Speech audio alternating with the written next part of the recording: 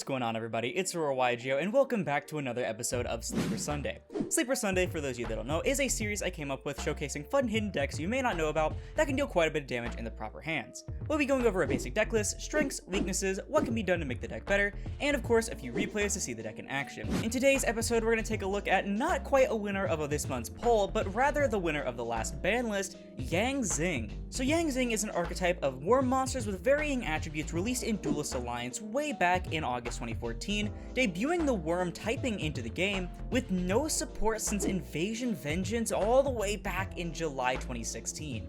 Ouch. They're based on the 9 sons of the dragon in Chinese mythology, which is a super awesome dive into Chinese culture that Google can teach you way more than I ever could, so please don't try to learn anything about that here. They have a synchro-focused extra deck and a gimmick revolving around being destroyed on the field and floating into some pretty powerful effects, usually special summoning more Zings from your deck. They also have a slight gimmick based on having 0 attack and or defense and summoning in that position respectively, as well as synchro summoning on the opponent's turn to set up some really powerful disruptions. And while it's not too relevant to the playstyle, they are technically a part of the Zephyr and Shadal lore, but their involvement is more so pictured in the other archetypes' artworks rather than their own. You have them to thank for Winda. Starting off our list, we're going to talk about probably one of the most important, if not the most important cards in the entire deck, that being Zhao 2, Darkness of the Zing. And with that being said, I am like the most Krispy Kreme cracker of all time, so please do not take anything that I pronounce these names like seriously. I'm not gonna know how to pronounce like 95% of them, so be patient with me. Yeah, Zhao 2, while it is a level 2 and we're gonna go in level order based on the rest of them, I really want to talk about it first because it kind of sets up the entire play of the deck. So Zhao 2 is a level 2 Dark Worm Tuner with 0 attack and 2000 defense. It says when this card you control is destroyed by battle or card effect and sent to your graveyard, you can special one Zing monster from your deck in attack position except Zhao 2 Darkness of the Zing. And if you control no other monsters, you can send 2 Zing cards from your hand to the graveyard, special summon 1 Zing with 0 attack and 1 with 0 defense from your deck, but banish them during the end phase, and you can only use 1 Zhao 2 effect per turn and only once that turn. So Zhao 2, as you can probably tell, is the best starter in the entire deck. The second effect on this card gets you an entire combo line setup that can end on anything from like 3 Omni Negates to like a Floodgate and 2 Omni Negates, and like a bunch of other setup as well for later turns. The main issue though is that it's clearly a really big choke point for the deck. Like if you Imperm or Ash the Zhao 2, they're not only not summoning from deck, but they're also losing 2 cards in their hand, and they can't use the other effect even if you negate it because you can only use 1 per turn. The first effect on Zhao 2 though, as you may notice, is basically going to be present on like almost every single Zing monster in the main deck, and the position they summon in is literally just based on whether or not they have 0 attack or 0 defense. For example, Zhao 2 has 0 attack, so it summons an attack. Chiwen has 0 attack and defense, so it can summon in any position. Bion and Suwani have 0 defense, so they summon in defense position, etc, etc. The second most important Zing, and starting off our actual level climbing here, we have Chiwen, Light of the Zing. This is a light level 1 Worm Tuner with 0 attack and defense, and ignoring the floating effect, it says when a Zing monster you control is destroyed by battle or card effect and sent to the graveyard, while this card is in your graveyard, you can special summon this card, and if you do, banish it when it leaves the field, and much like Zhao 2, you can only use 1 effect per turn. So Chiwen is really good because while you're usually going to be using the first effect to float rather than the actual reborn effect when it dies on the first turn at least, it's definitely a really important card when it comes to getting your resources back on the later turns, particularly on your opponent's turn when you use something like your counter trap to pop one of your Zings or something else happens to it. You can then reborn the Chiwen, and then using one of your quick synchro Zings, you can easily use it to go into a really big boss monster. It has the same issue though as Zhao 2 in that it's only 1 effect per turn, so if you fumble 1 effect or it gets negated, then the other one isn't liable at all either. Not to mention, it getting banished when it leaves the field just kinda sucks. Next we have Pulao, Wind of the Zing. This is a level 1 non-tuner wind with 0 attack and 1800 defense, and other than the floating, it has a simple effect that allows you to, during your opponent's main phase or battle phase, you can quick effect synchro a synchro monster using only Zings you control, and a synchro monster that uses card on the field as synchro material is unaffected by spell effects. So another little gimmick I kind of forgot to mention was that they kind of give some effects to your synchro monsters, but most of the time, it's not too relevant. To be fair, in one of the replays you will be seeing it was pretty relevant, but usually it's not like the biggest deal, and it's not as strong as like a Zodiac card, you know? But yeah, Pulao starts the theme of quick synchroing on the opponent's turn, and it typically ends up being the non-tuners that have this effect. Next we have Bixie, Water of the Yangzing. This is a level 2 water worm with 0 attack and 2000 defense that has the quick synchro and the floating as well, and a synchro monster that uses as material is unaffected by traps. Most of these are going to go by really fast because it's mostly just talking about what it makes them unaffected by or what sort of effect it gives them, because almost all of the worm non-tuners, Yangzing non-tuners have the exact same first 2 effects, just depending on the position being on their stats, so there's not really too much to talk about for each of them. When it comes to Beyond, this is their level 3 Earth that says it cannot be destroyed by battle if you use it as synchro material.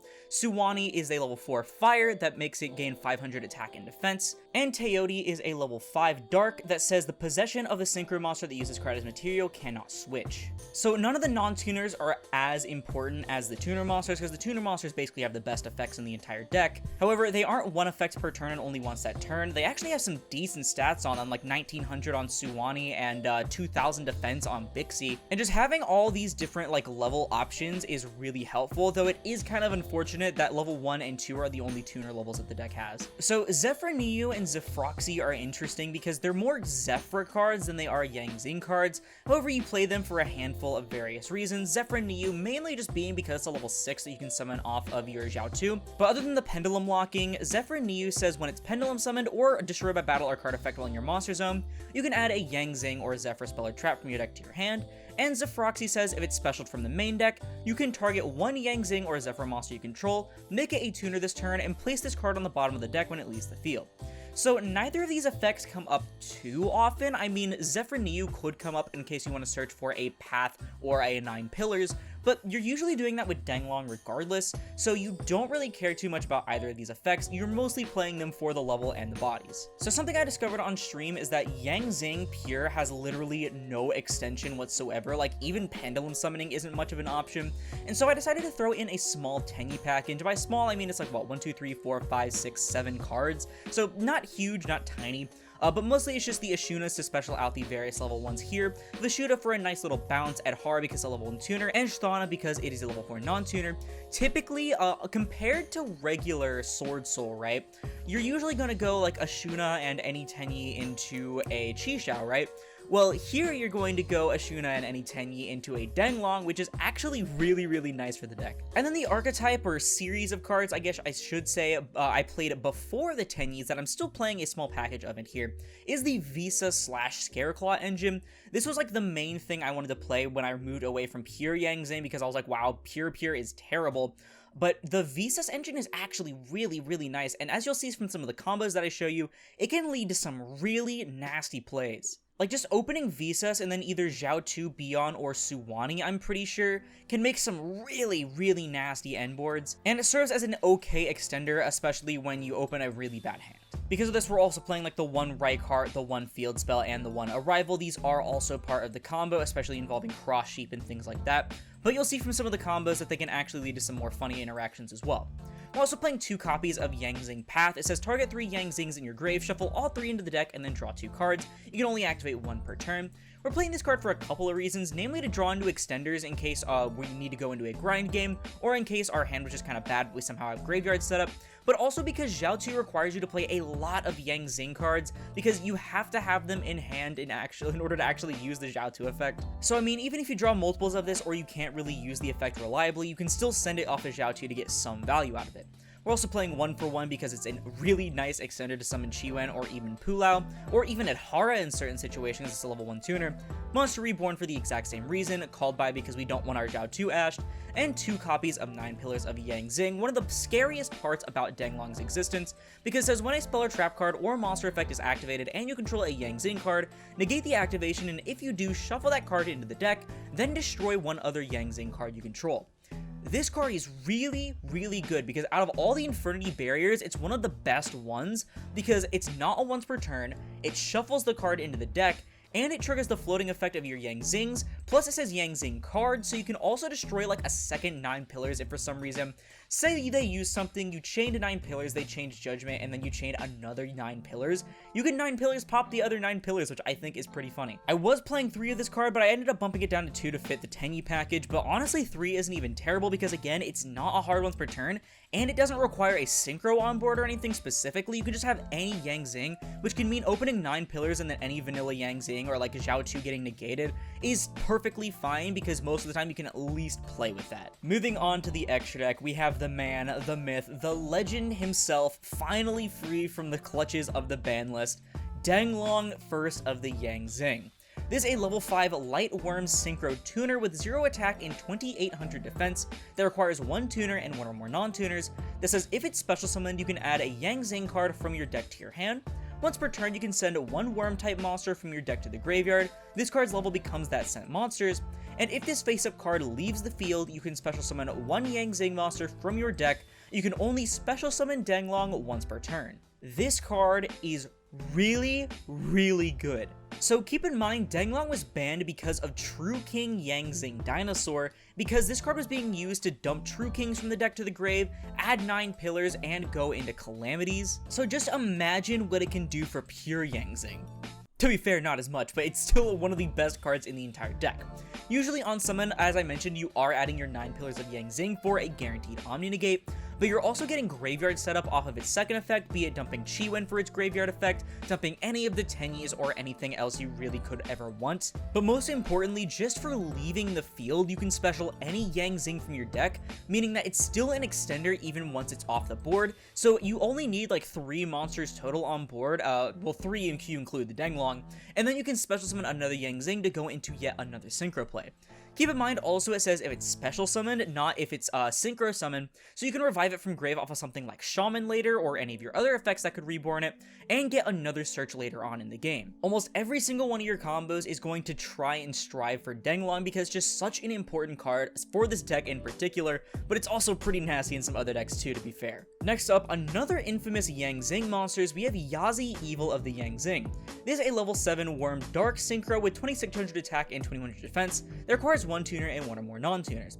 It says it cannot be destroyed by an opponent's card effects, and you can only use each of these effects of Yazi once per turn. You can target 1 Yang Zing monster you control and 1 card your opponent controls and destroy them, and when this card you control is destroyed by battle or card effect and sent to your graveyard, you can special summon 1 worm type monster from your deck in defense position. So Yazi is really good in this deck in particular, but some more like light on Yazi, which ironic because he's a dark, is that Yazi was really good in a lot of the combo focused decks back in like I think 2018 when Destrudo was still fully legal. I mean, it's fully legal now again, but back when it was fully legal then as well, we had a lot of players going, for example, they'd summon like a Danger, use Destrudo to summon itself, then go into Yazi with both of them, using Yazi to pop an opponent's card and itself, and then you'd use Yazi to summon Mermare from your deck, and then Mermare would end up making a free another level 7 synchro, typically Ancient Fairy Dragon. Speaking of Mermare, let me get my boy in here.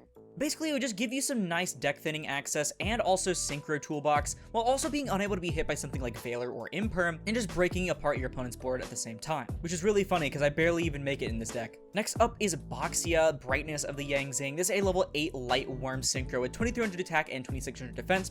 It requires 1 tuner and 1 or more non-tuner worm monsters, and when this card is synchro summoned, you can target cards in the field up to the number of different original attributes of the worm monsters used for the synchro summon of this card, shuffle them into the deck.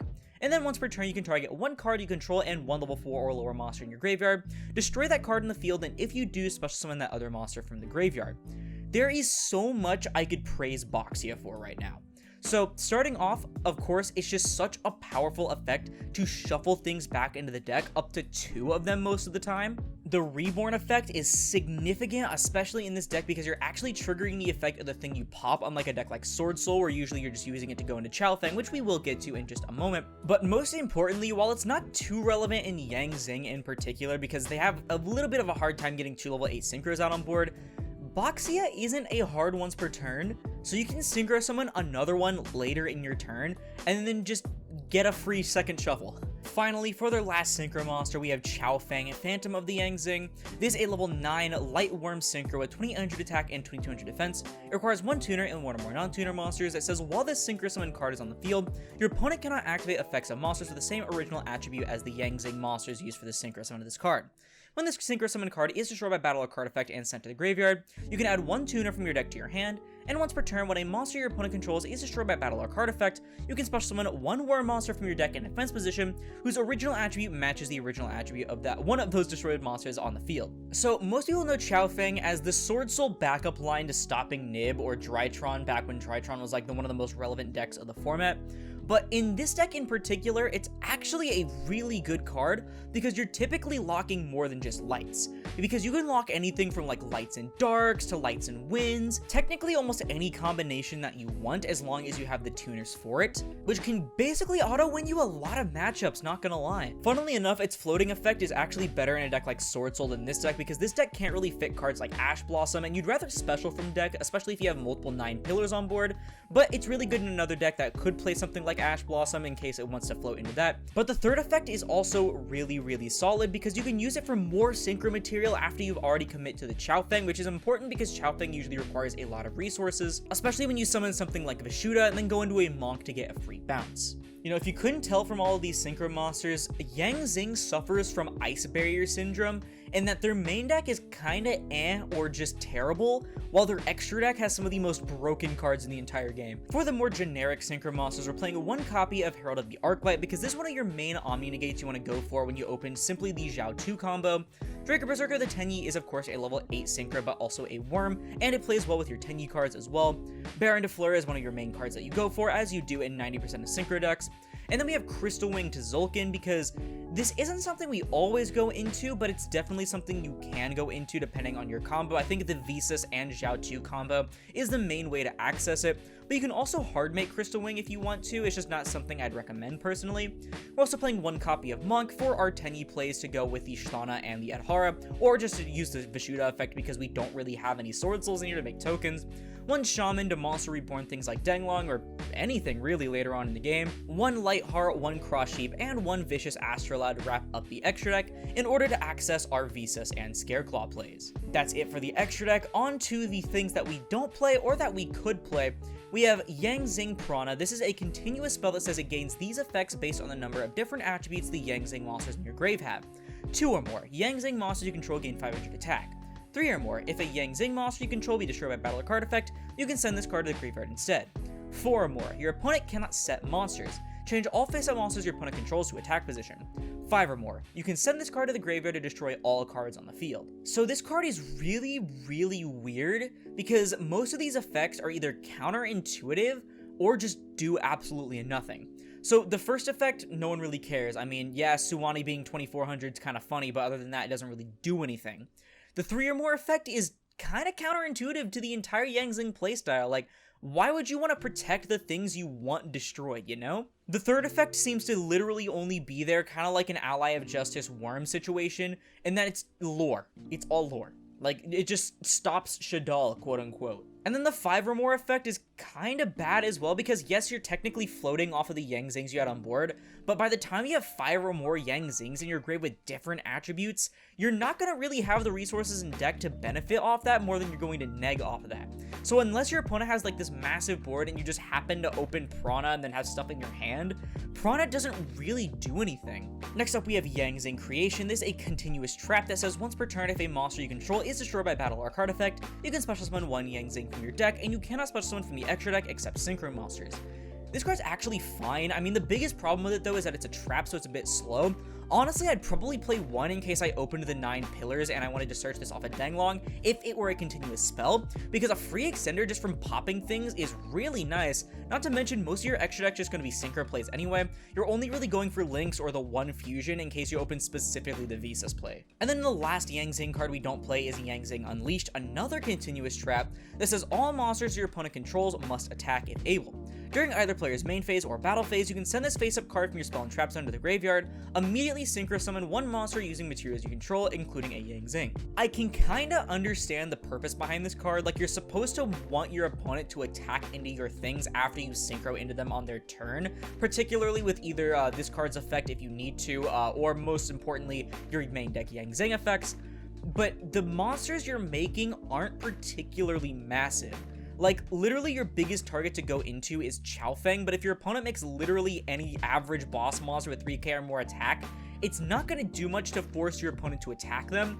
And I mean, yeah, you get a tuner search, but it's not really going to do anything, you know? Unlike creation, even if this were a continuous spell, I probably still wouldn't use it. And then for some various other things, we could play Sword Soul cards in here, not just Moe, but just in general. Things like Chi Shower are actually not bad, but the problem with that is that once you go into the Sword Soul plays, you're going to slowly start taking out more Yang Zing cards to implement more Sword Soul cards when you realize they're just better, and you just go from playing Yang Zing to really bad Sword Soul. Sword Soul Blackout in particular is actually a really solid card in this deck because you can pop your Yang Zing and your opponent's cards while also triggering your Yang Zing's floating effect, which is good to get either Chi Wind to trigger or to get a very particular one out of your deck while you have one on field you don't want. The only reason I'm not playing Blackout is because I'd rather search it than just play a bunch of copies or the Saki one of, and I'm not playing the Chi Shao in here, though I am considering it, not gonna lie. Some things that I completely forgot to put into the side, as you could see earlier, Mare I actually did play, but I literally never did anything with it,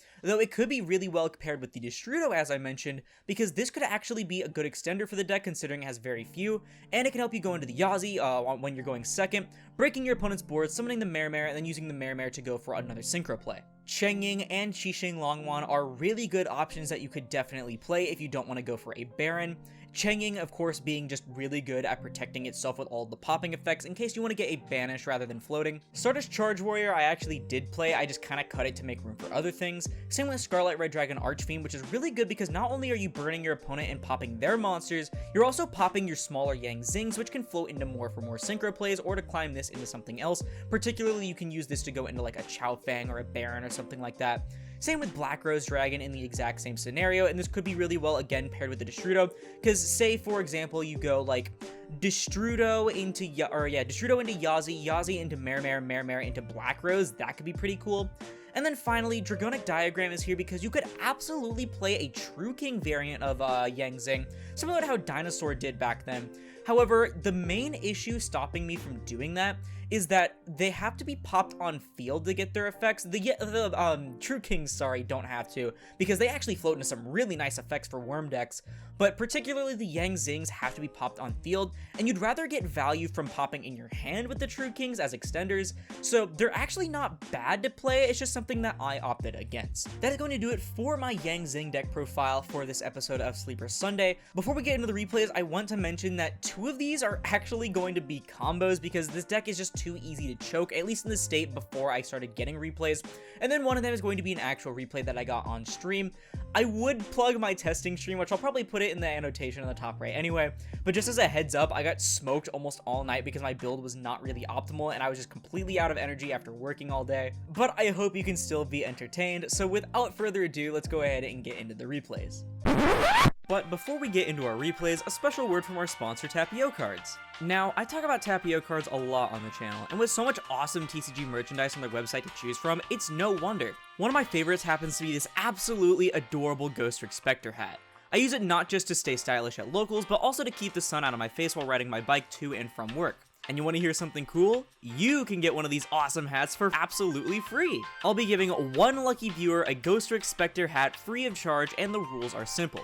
Like the video, subscribe to the channel if you haven't already, and follow both myself and TAPIOCARDS over on Twitter. Link in the description, of course. Finally, drop a comment down below telling me your favorite Yang Zing monster from today's video, and use the hashtag Spectre. With that, you can get one of these awesome hats representing the very first deck we ever featured on Sleeper Sunday. With that out of the way though, let's get right into the replays.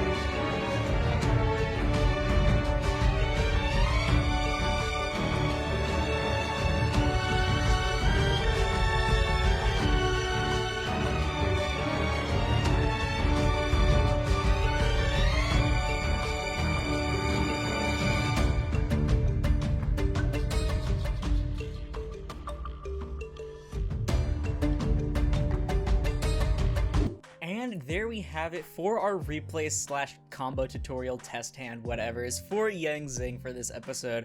Sorry that there weren't too many, I didn't really have too much time to gather any lately compared to usual, but if you do want to see that matchup in real time against our friend Fruit over on stream, I will have the link up in the top right annotation from our Zing testing stream on Saturday. Now that we have all of that out of the way, let's go ahead and get into the strengths and the weaknesses.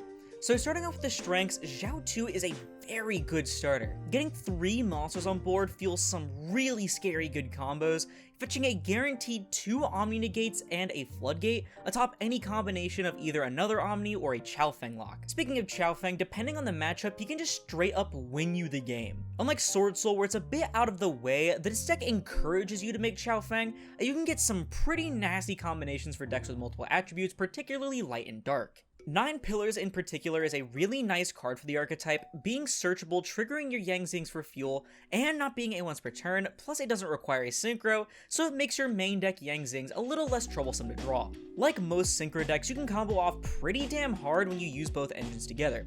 Massive end boards are no stranger if you go uninterrupted or are given enough leeway to do so. Finally, the worm typing is super splashable, meaning that you can combine Zings with anything from Tangies to Sword Souls to even True Kings. Though of course most of the time you simply end up clogging a better deck with bricky normal summons. And of course, where there are strengths, there are always weaknesses. So let's address the elephant in the room.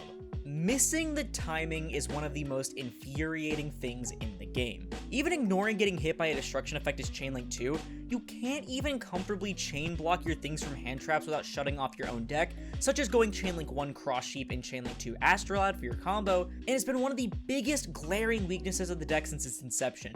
When people talk about missing the timing, Zing is literally the poster child for it, and I'm sorry I haven't talked about it all video when it's one of the most important things about the archetype. Another big issue is the once per turn restrictions. Yes, Boxia is a soft once per turn which is super broken, but restricting each of the best Zings in the main deck to 1 effect per turn, and only once that turn, means that you're limited in the amount and type of plays you can do and overall lowers the deck's ceiling. Extension in the archetype is just non-existent. They have 0, and I mean 0, ways to extend without out-of-engine cards unless you open both pendulums and don't use Zhao 2's effect for some reason. Almost every single Zing monster is a brick in the hand, which is infuriating because you need to play so many in order to make Zhao 2 work. They also have very little ways to actually destroy themselves in archetype. Like, without touching your extra deck for Boxia, there is 0 way of destroying your own Zings in the main deck on turn 1. Thank God Denglong only has to leave the field for its floating, but the rest suffer from huge issues that other destruction-based decks don't face, as you'll get a lot of dead Zings in your hand and on your field with no way to destroy them. And finally, while Zhao 2 is a really powerful starter, if it gets hand-trapped and you don't have Visas or Tenyi access, you're screwed. Much like my Akashi, another deck we talked about on this series, Zing suffers severely from getting its normal summon negated, but at least they have in-archetype extenders from hand, whereas Zing does not. Not to mention, you're not just fizzling your effect, you're negging 2 from hand, which is really bad, since none of the main deck Zings truly benefit from sitting in the graveyard doing nothing. So how are we going to make Zing better? So, firstly, remove missing the timing. It's a completely ridiculous mechanic that serves literally 0 purpose in modern Yu-Gi-Oh! And almost always makes decks that are already just okay, borderline unplayable. Like, why were Rescue Ace printed with when effects in 2023? And no, y'all, it would not affect how hand traps work, they're completely separate triggers. Next, I'd like to give the deck an extender that can unclog your hands and help you facilitate your first synchro easier. I'm thinking something along the lines of a level 4 tuner to be Suwani's counterpart, which yes, could be difficult given the lores of the card may be conflicting, but I think it'd be nice to have an extender rather than a floater. Maybe letting it pop a Zing you control as a quick effect to special it from your hand, which will trigger the Zing you popped in order to start your synchro climbing with whatever non-tuner you need from your deck. Being a quick effect will also help you avoid imperm on Zhao 2, and I'm not quite sure what other effect to give it, though maybe you can add like a Zing to hand if it's popped, or if it's special summon like Zafroxy. I also think another boss monster would be helpful in giving the deck more of its own identity. Yes, Chaofeng is pretty cool, but maybe a level 10 synchro would act as more of a true big boss of the archetype could make it a bit more independent in terms of endboard. I'm not sure what kind of effect to give it though, so drop it in the comments for some creative ideas. And then finally, I think another good piece of back row to be searched by Denglong or Zephyr Niu, a field spell especially, would be appreciated. Preferably with an effect to pop a Zing for more extension, or better yet, helping you float teleport into a Yang Zing from graveyard if one gets destroyed, similar to how the Vanadium field spell works. But with all that being said, I'm not sure what all we can do for Yang Zing. It namely suffers from them missing the timing, but also just from not really having any extenders, even compared to some of the worst decks we've seen on Sleeper Sunday so far. Like, even Gimmick Puppet kinda has extenders, and that's by far the worst deck we've covered in this entire series. I think that because of how much the worm type is always evolving and how much support it always continues to get, I think Yang Zing, especially with the right pilot and build, can easily do something in the metagame, but I'm not quite sure exactly all that it would take to help the deck achieve that. But I don't know, that's just my opinion. Let me know yours down in the comments below, because that's going to do it for the video. If you liked it, please sure to leave a like, as I'll split this video and the channel into recommended. And if you like this content, you want to see more like it, like the rest of my Sleeper Sunday series, and then perhaps consider subscribing, because I want to 5,000 subscribers by the end of 2023. Not to mention, it supports the channel more than anything else, and it's absolutely free. Also, if you want to support me directly and get some awesome TCG merchandise in the process, check out my sponsor TAPIOCARDS in the description. Use code Aurora5 at checkout to get 5% off your purchase, and also to support me financially. But once again, thank you all so much for watching, and I'll see you in the next one. This is Aurora, signing off.